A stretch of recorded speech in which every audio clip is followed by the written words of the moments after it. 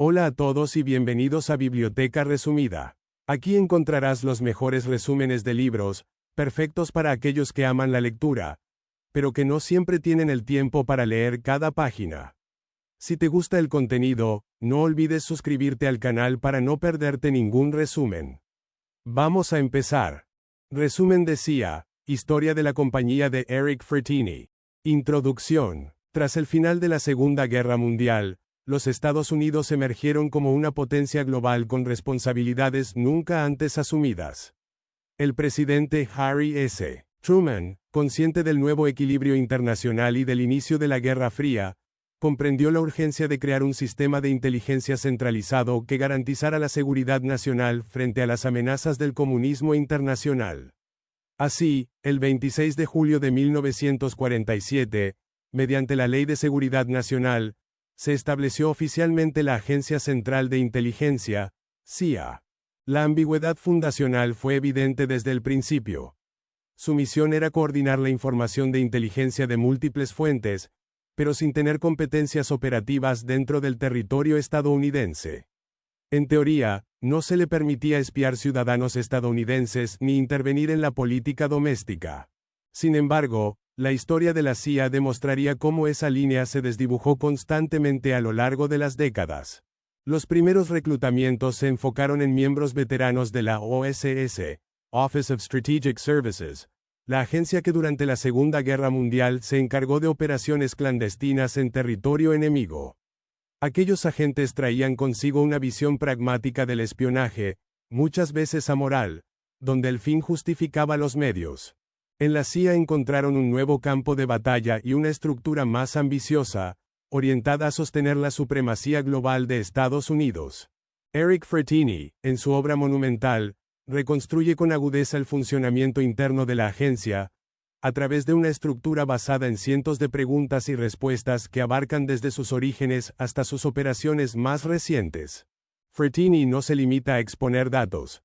Su análisis destaca los dilemas éticos, las ambiciones políticas, las traiciones internas y el constante juego de sombras que define a la CIA.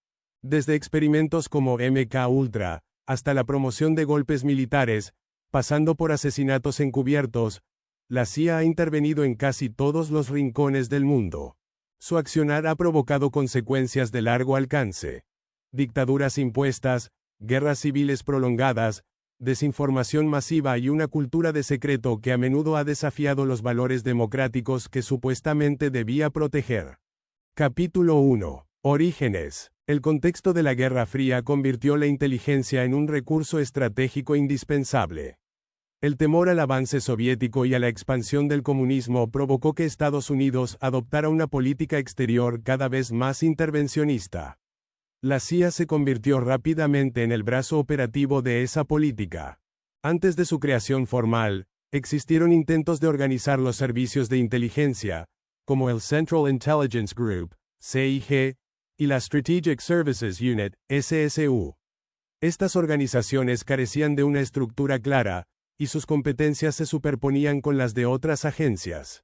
Fue solo con la Ley de Seguridad Nacional de 1947 que se institucionalizó una arquitectura sólida para la comunidad de inteligencia. El general William Donovan, veterano de la Primera Guerra Mundial y director de la OSS, fue uno de los principales promotores del nuevo organismo.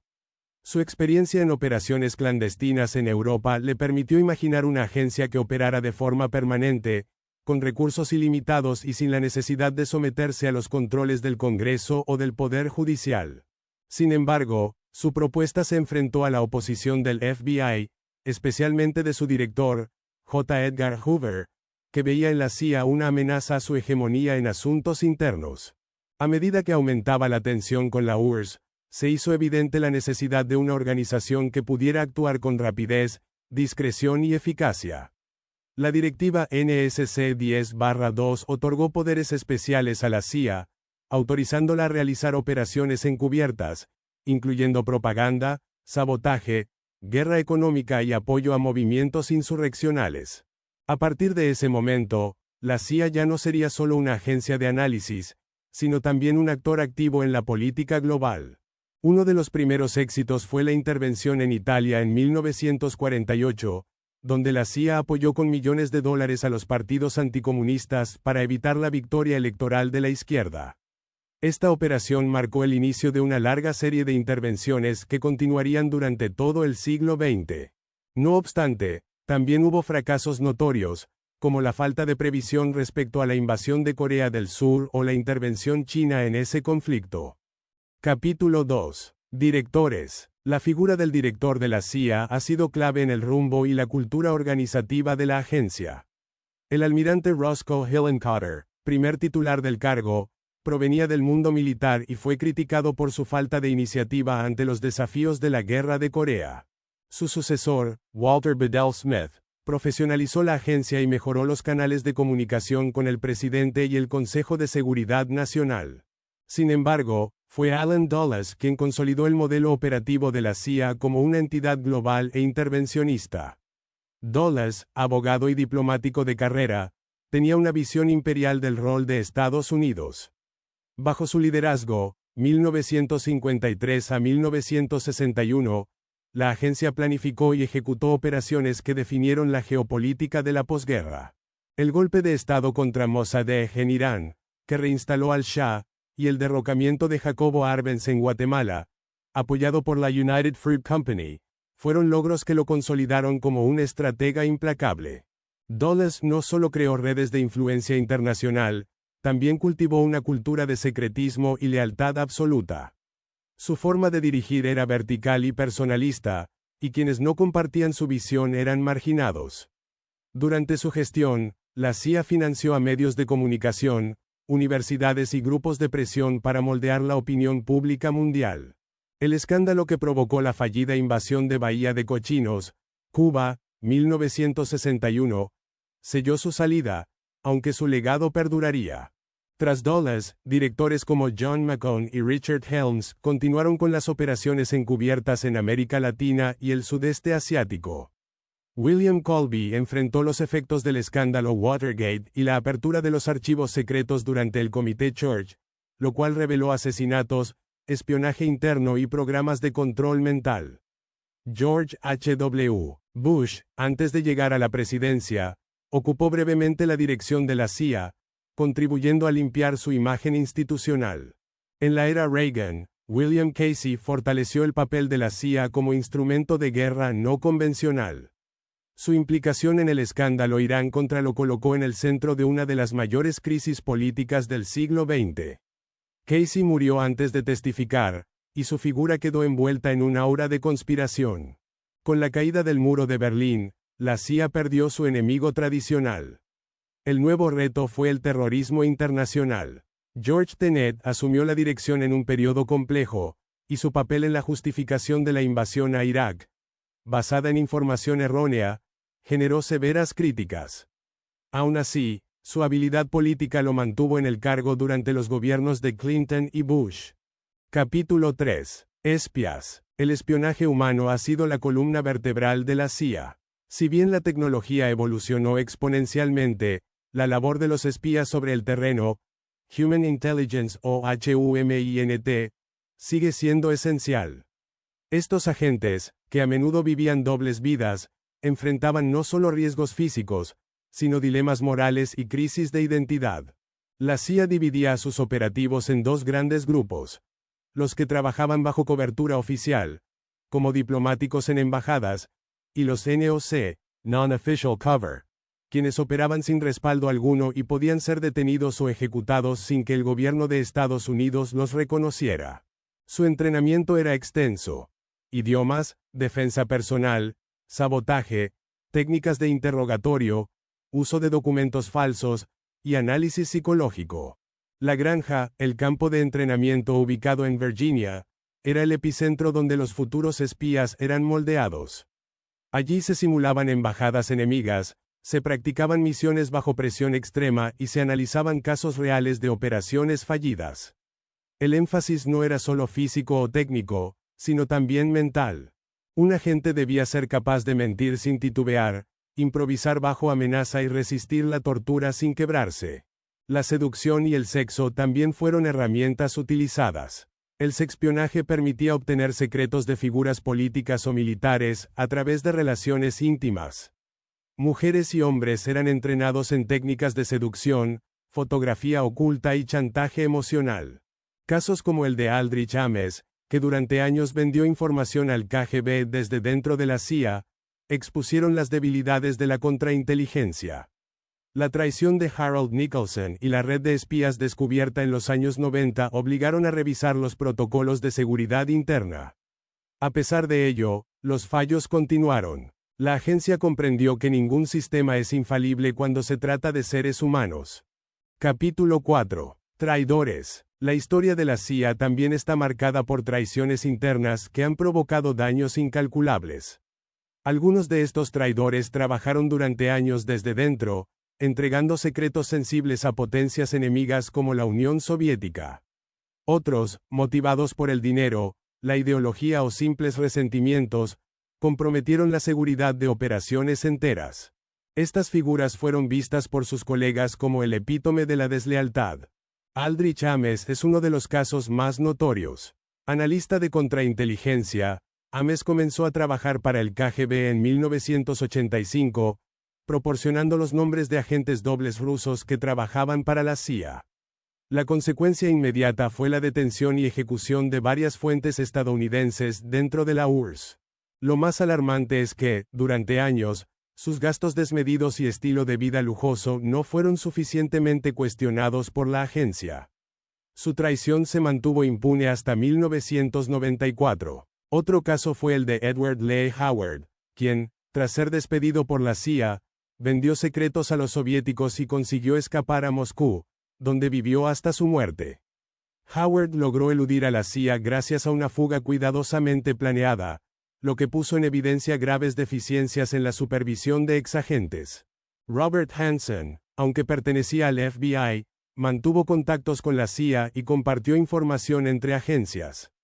Fue quizás el espía más dañino de la historia de Estados Unidos, al entregar durante más de 20 años secretos a la URSS y luego a Rusia.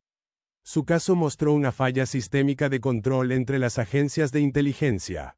También existieron traidores morales, como Daniel Ellsberg, quien no actuó por interés enemigo sino por convicción. Filtró los papeles del Pentágono, exponiendo la verdad sobre la guerra de Vietnam. Aunque su acción fue considerada ilegal, abrió un debate sobre el derecho a saber frente a la seguridad nacional. Estos casos generaron una cultura de paranoia dentro de la CIA. Se introdujeron nuevas tecnologías de vigilancia interna, como detectores de mentiras, revisiones periódicas de patrimonio, auditorías internas y protocolos de doble verificación. Aún así, la posibilidad de que un agente traicione sigue siendo una de las amenazas más temidas. Capítulo 5. Operaciones. El verdadero poder de la CIA se manifiesta en sus operaciones encubiertas, muchas de las cuales han cambiado el curso de la historia contemporánea. Estas misiones, autorizadas en secreto por el presidente y el Consejo de Seguridad Nacional, implican desde asesinatos selectivos hasta campañas de desinformación y sabotajes a gran escala. En América Latina, la CIA intervino directa o indirectamente en múltiples países. En Chile, jugó un papel clave en la caída de Salvador Allende. Desde el financiamiento a medios opositores hasta el apoyo a sectores militares, la agencia diseñó un clima de inestabilidad que culminó con el golpe del 11 de septiembre de 1973, que instauró la dictadura de Pinochet. En Nicaragua, organizó y financió a la Contra, una guerrilla armada contra el gobierno sandinista. Para costear esta operación, se involucró en la venta ilegal de armas a Irán, lo que derivó en el escándalo Irán-Contra. Este episodio mostró el alcance de la CIA para actuar por fuera del marco legal. En África, contribuyó al asesinato del líder congolés Patrice Lumumba y apoyó regímenes pro-occidentales sin importar su carácter autoritario.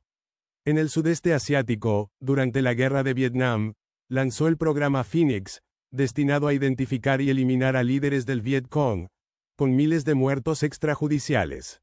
Una obsesión persistente fue eliminar a Fidel Castro. Se planificaron más de 600 intentos de asesinato, desde usar puros envenenados hasta involucrar a la mafia cubanoamericana. Todos fracasaron, lo que convirtió a Castro en una figura casi mítica dentro del imaginario de la CIA. Las operaciones de la agencia también incluyeron experimentos en su propio país. MK Ultra, por ejemplo, fue un programa de control mental que usó drogas como el LSD en ciudadanos estadounidenses sin su consentimiento. Este programa se mantuvo en secreto durante décadas y solo se conoció tras las investigaciones del Congreso. Capítulo 6. Departamentos y sistemas. La CIA está organizada en varios directorios altamente especializados. El Directorio de Inteligencia se encarga de analizar la información proveniente de diversas fuentes y producir informes estratégicos para la Casa Blanca. El Directorio de Operaciones dirige misiones encubiertas. El de Ciencia y Tecnología desarrolla dispositivos secretos y técnicas de vigilancia, y el de Administración maneja recursos humanos y finanzas. Una de las claves del éxito de la CIA ha sido su infraestructura tecnológica. Programas como SHELON permiten la interceptación global de comunicaciones. Satélites como los KH-9 Hexagon pueden captar imágenes detalladas desde la órbita. Se han creado empresas ficticias como Air America para transportar personal, drogas y armas en operaciones secretas. El acceso a información está estrictamente compartimentado. Solo unos pocos agentes poseen las credenciales para conocer el conjunto de una operación. Las identidades verdaderas de los agentes son conocidas solo por sus controladores.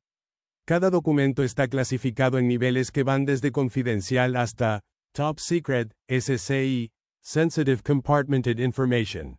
El lenguaje interno de la CIA está lleno de códigos. Langley se refiere a su sede, la granja, al centro de entrenamiento, trabajo de bolsa negra, a las operaciones ilegales en suelo enemigo. Las muertes en servicio son registradas en el Libro de Honor, donde solo figuran aquellos cuya identidad puede ser desclasificada. A lo largo del tiempo, la CIA ha intentado reformarse. Tras los atentados del 11S, se integró con el FBI y el Departamento de Seguridad Nacional bajo el paraguas del ODNI, Office of the Director of National Intelligence. Sin embargo, su cultura de secretismo y su autonomía operativa continúan intactas en muchos aspectos.